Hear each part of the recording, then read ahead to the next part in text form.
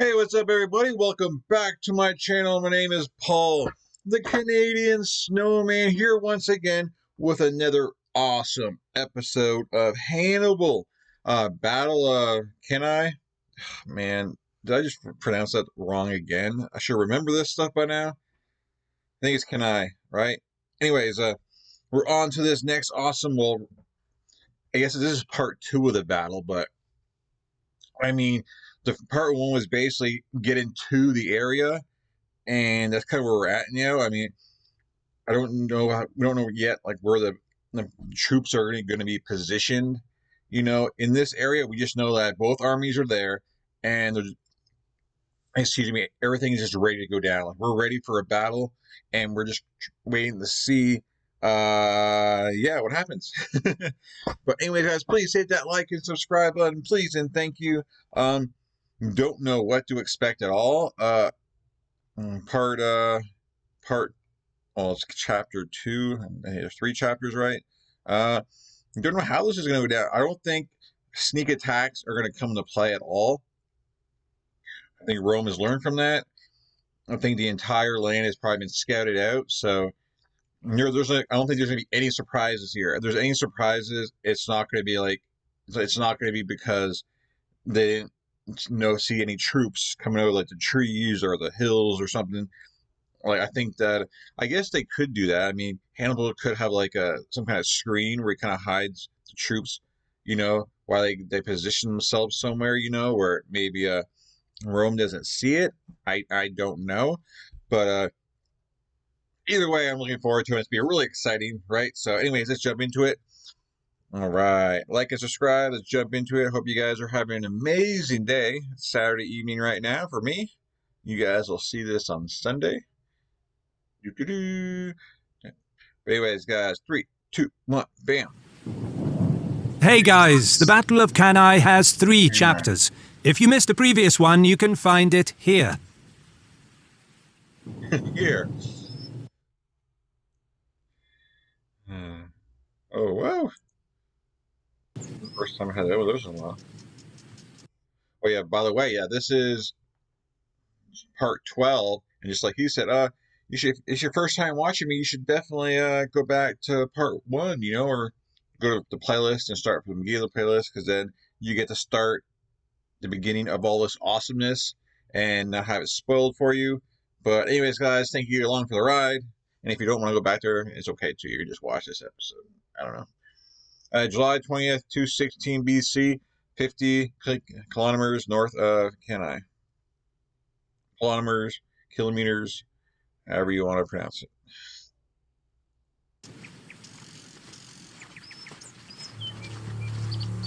There you go.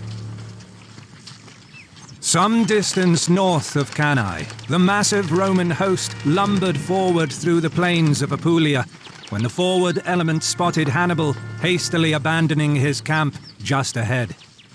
The enthusiastic Roman vanguard rushed forward. The pursuit lacked organization, but for once they caught the Carthaginian general off guard, and they were not about to allow him time to consolidate. But while Hannibal's standard did leave the camp, the Carthaginian general was in fact lurking in the forest nearby. What? He lured the Romans into an ambush yet again, despite their extensive scouting efforts. Are you serious? Panic gripped the Romans, and it seemed like another disaster was afoot. But Consul Varro quickly rallied the troops and reformed the lines, managing to beat back the Carthaginians. Hannibal committed significant forces in an effort to destroy the Roman vanguard and shatter the morale of the Republic's army in yet another ambush. But the legionaries he met on that rainy morning showed the kind of determination he hadn't faced before. Well, so much for me being right. Hannibal definitely knows how to ambush. He definitely knows his enemy and what they're going to scout for, obviously. And I mean, it worked, but it didn't work. I mean, he surprised them, and that's the main thing. And I'm not sure if how big the losses were on each side. I don't think it was too big. I don't think it was lopsided or anything, but it definitely worked. And Varro and the Romans, they're just gonna have to do a better job. And so just like if something's too good to be true, it probably is too good to be true. Like, if you get yourself in a situation where, you think, oh my God, I got an amazing chance, or I got the amazing upper hand. You probably don't. You might want to think twice about like jumping in, running in there, because more than likely, if it's too good to be true, then yeah. Anyways, yeah, but here we go. Dang, man, another ambush. He hadn't faced before. Warn you, puny daw. And as a fan of our channel, you should definitely check out our friends over at CuriosityStream, my personal favorite streaming service that features thousands of documentaries geared towards supporting our channel. Okay.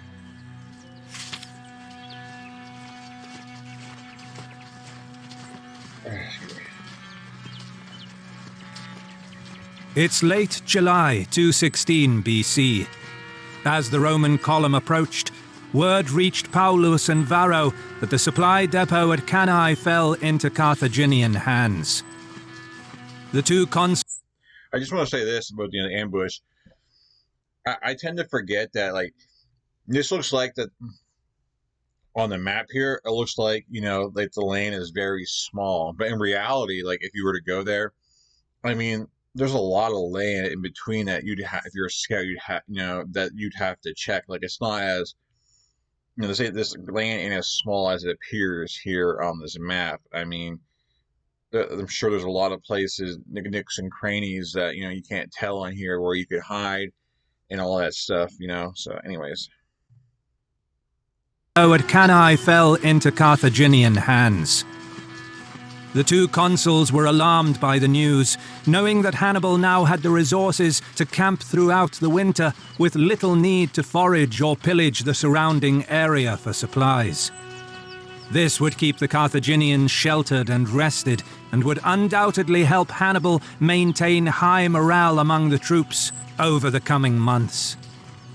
Meanwhile, Paulus and Varro were aware that, with their logistics disrupted, maintaining and supplying their vast army in the field would present numerous problems.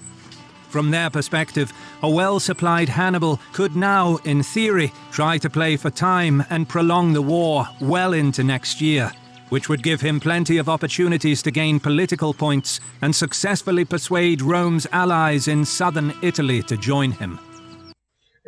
It's kind of crazy and funny how like the tides have turned. Like before, it was kind of Hannibal needing to like force the situation and get that battle, and now Hannibal's kind of fine. He's got the resources now. And he wants to sit back, and now Rome's kind of like okay, we got to push it because the roles are reversed.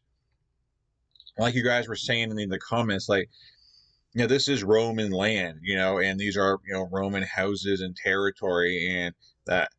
That's why I guess the Senate is getting a lot of pressure, because, it's their own people that are ones that are getting robbed and stolen from and all that stuff. And there's a lot of pressure on them to get Hannibal out of there so that, so that people can get back to a normal life, So that was definitely a good for pointing that out in the comments, And successfully persuade Rome's allies in southern Italy to join him. For the Roman leadership, the thought of a possible cascade of defections on their peninsula was unacceptable. Hannibal had to be dealt with. However, while surveying the battlefield, disputes began over where to fight the planned battle. To the south lay Cannae on a line of hills, with undulated land beneath the hillsides, and a very flat plain north of the river Aufidius. In ancient times, the river itself is suspected to have had a different course, which ran further away from the hills, and the area surrounding it was mostly treeless, cultivated, open country, much like today. Paulus wasn't pleased with the ground, arguing that the flat terrain favored Hannibal's more numerous and better cavalry, expressing his preference to move the camp into the hills to the west, where the more broken ground would be more suited to infantry and would restrict cavalry maneuvers.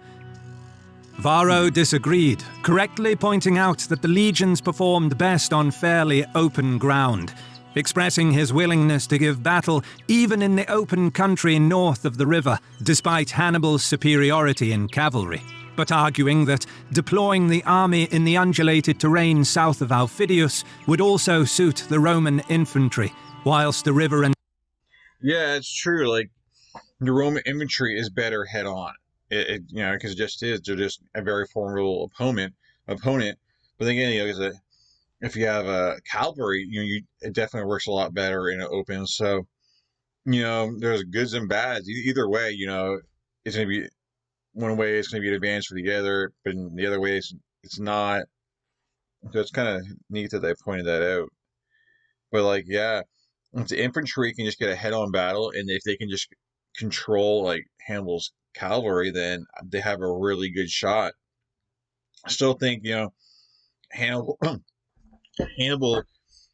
he's gonna try and get the upper hand though. He's gonna try and pull some more tricks out of his hat here, and he's just not gonna walk out there and have a pitched battle. I don't think that's gonna happen. But then again, I can be proven wrong again here. But I think he's gonna try and scheme up something. Superiority in cavalry, but arguing that deploying the army in the undulated terrain south of Aufidius would also suit the Roman infantry, whilst the river and the hills would restrict any extensive Carthaginian cavalry maneuvers on the flanks. Both consuls were clearly concerned about the mobility of Hannibal's cavalry. Varro was certainly more eager to fight, and contemporary sources put this down to inexperience, whilst describing Paulus as the more level-headed of the two. But Paulus's plan was problematic in many ways. The Roman host was very large and was composed of a mix between newly trained troops and more experienced legionaries, which made movements, maneuvers, and deployments of the army a slow process, which would have been even slower in the broken ground that Paulus suggested, despite other advantages such terrain would offer. In addition, it is doubtful that Hannibal would accept a battle against a numerically superior army in a well-defended position, unsuited for his cavalry. He would have likely arrayed his troops in the plain below to taunt and challenge the Romans, and if they didn't come down from the hillsides to fight, he would use this as propaganda to show off the Republic's weakness to its Italian allies. Yeah. Worse, Paulus's plan to move into the hills to the west meant that the Romans would perhaps be forced to wait until an opportunity for a battle arose, and that could have potentially kept the army in the field for a long time. Feeding and supplying so many troops for a prolonged period would have been a major problem, whilst Hannibal now held the most important supply depot in the area at Cannae, and could afford to wait. In addition, it is unlikely that Paulus completely refused the idea of giving battle on the flat terrain, because just like Varro, he understood that the Roman camp was already too close to Hannibal. Therefore, repositioning to the western hills would essentially require them to disengage. But any withdrawal from the field in the face of the enemy was very difficult and dangerous, especially for an army dominated by infantry that faced superior cavalry, who could pick them off piecemeal and potentially cause a rout. Furthermore, despite being an open country, retreating from an outnumbered enemy would be deeply dispiriting for the troops, especially given that the Senate, the army, and the people of Rome wanted to fight and destroy Hannibal. Yeah. In every sense, the Roman army was now committed and could not easily pull away from the field without a battle. Therefore, whatever misgivings Paulus had, Varro's preference to fight as soon as possible was not at all unreasonable under the circumstances. The two consuls came from very different backgrounds. Paulus was the grandfather of Scipio Aemilianus, who was the principal financier of the famous Greek historian Polybius, the main contemporary source for the Second Punic War. Being paid by Paulus's immensely influential and wealthy family, it is easy to see why Polybius portrayed the consul in such a positive light, claiming that it was he who solely raised the morale of the army and made major efforts to organize the newly formed legions, whilst mentioning Varro only in passing as his colleague, not including him in his writings at all during the campaign until Hannibal was cited. And even then, Varro is portrayed as somewhat of an inexperienced hothead, in contrast to the supposedly more sensible Paulus. This can make it difficult to separate propaganda from the truth. However... Oh, I guess maybe they're about to talk about Varro now. That just makes me think Paul Lewis, he has this big, he has a lot to look forward to. He's got the connections and everything, so he doesn't really need the fame of victory. Apparently, Varro doesn't have that. Like, he wants to prove himself. He wants to get there and prove himself, and take the lead and get and get the fame for it. Apparently, Paul Lewis, he doesn't need that. And I don't know Varro's background. Maybe they'll give us the background of him right here. Let me see here. It is true that Paulus had more military experience, having previously served as consul in 219 BC and was campaigning in Illyria. But after being involved in a scandal with the distribution of war plunder, he was keen to avoid further stains on his reputation during his second consulship in 216 BC, which may have been part of the reason for his cautiousness prior to the battle.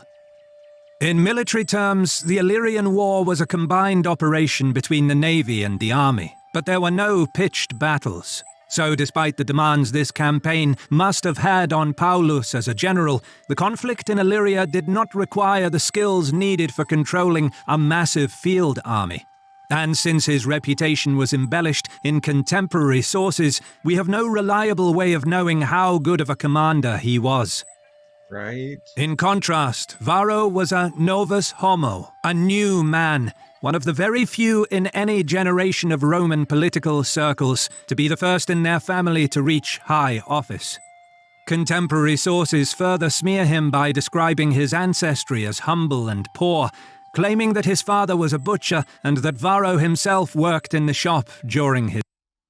Wow, that already makes me like Varro a lot more than Paul Lewis, because he worked his way up from nothing, and Paul Lewis came from an established family. He had connections. So Varro had to work, 10 times harder to get where he's at, because it wasn't handed to him. He had to prove himself, and so, which could also because Paul Lewis, I think they kind of pointed out a little bit that's why he's right now he's pointed out as probably the better general leader, is because it was his family or his connections are probably the ones that wrote history, wrote the history books, and so they're going to make it sound like he's a lot better than Varro just based on the connections in his family and stuff like that. So go Varro, man, prove yourself, buddy.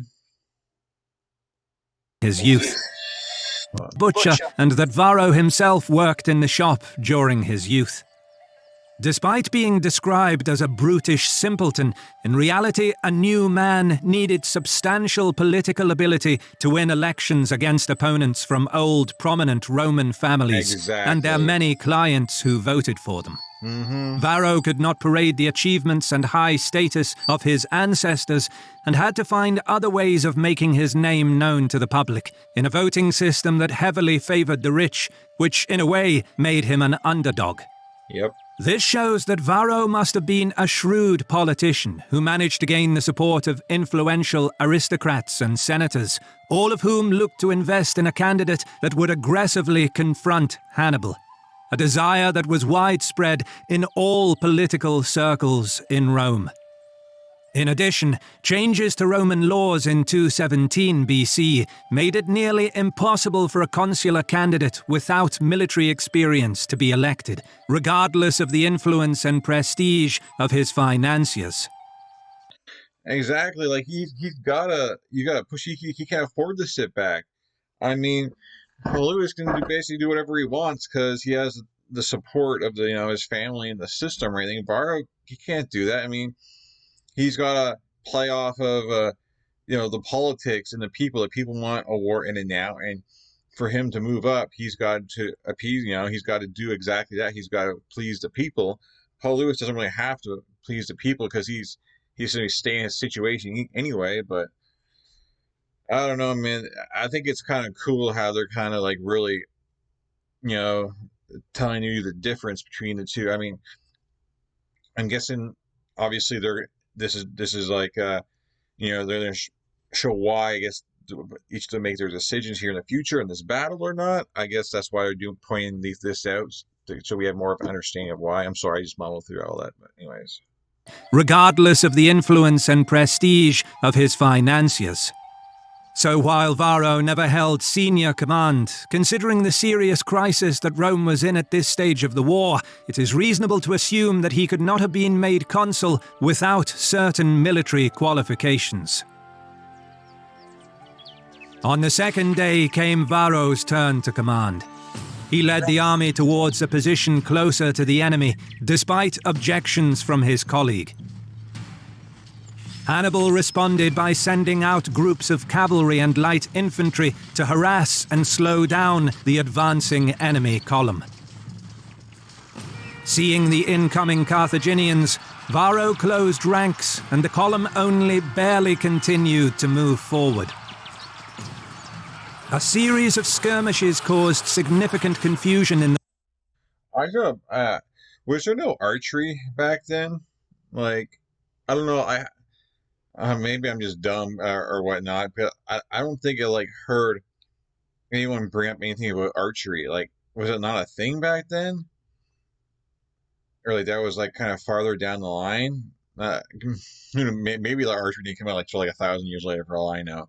But because they had archery, right? But I'm surprised that it's not a thing that's being brought up, because I haven't heard that yet, and because you think, I don't know, the cavalry doing that, just have some archers kind of to be along the sides there to kind of pick off the cavalry. But I have no idea how things were back then, or maybe that just wasn't a possibility. I don't know. Anyways, maybe someone in the comments can let me know, did they have archers, and did they have a big role to play, or I don't know.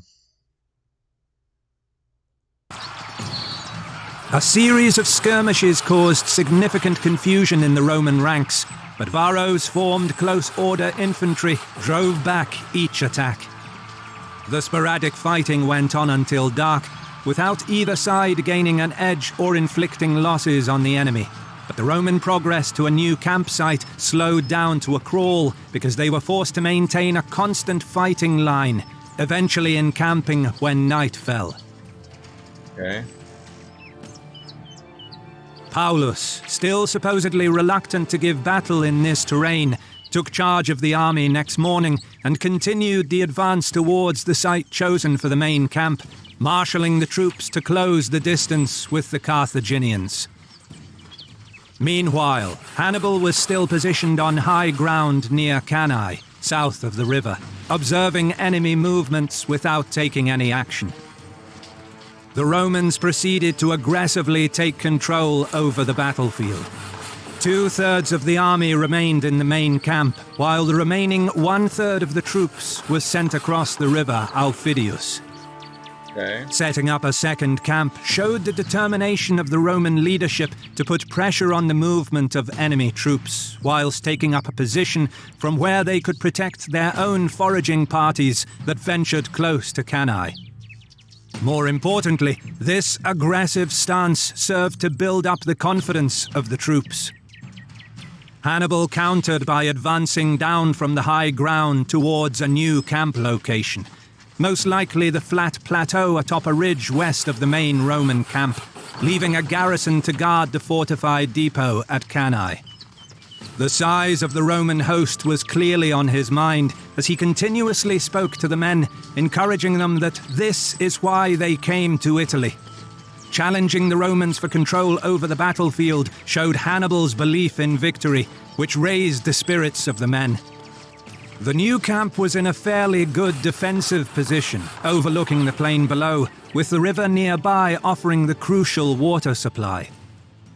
On the last day of July, the Carthaginian general ordered the troops to prepare for battle.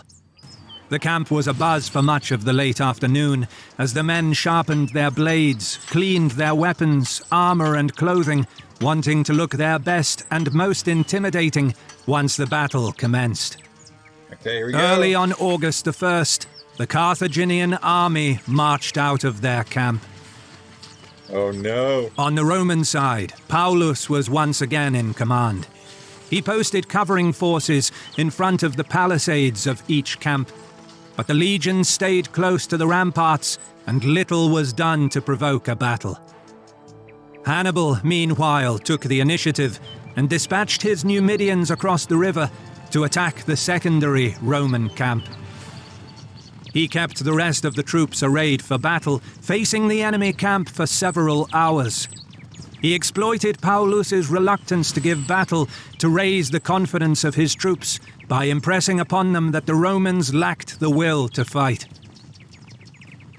Across the river, the Numidians were ordered not to press the camp directly, but to harass the foraging parties, mostly consisting of servants gathering water supplies, and chase them from the field.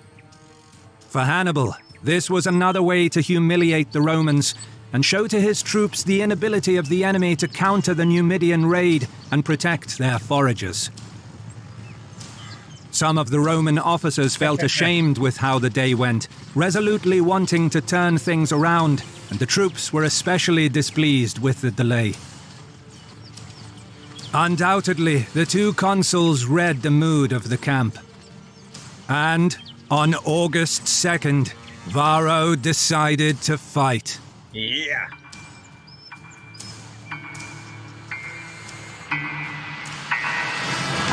Yeah, I knew that was coming. I knew that end was coming.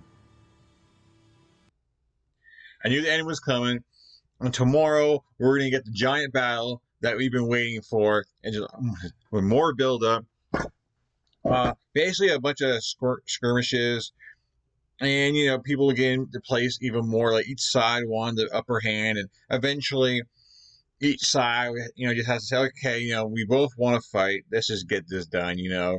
You know, we're no either side's gonna get this huge advantage, so they kind of they basically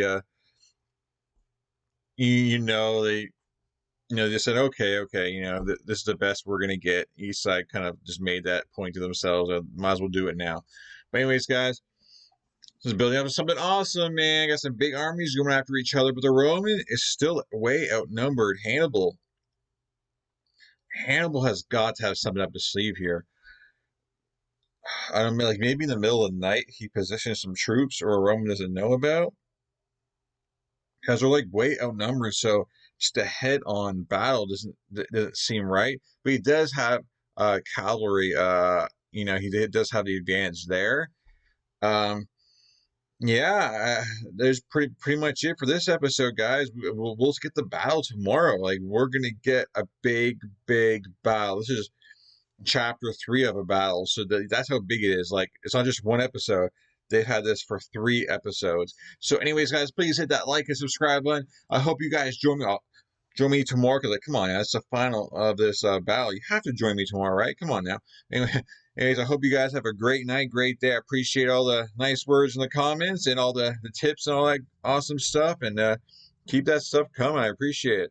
You guys, guys have a nice night. I know I already said that. Peace, and I will catch you guys in future videos. You guys are awesome.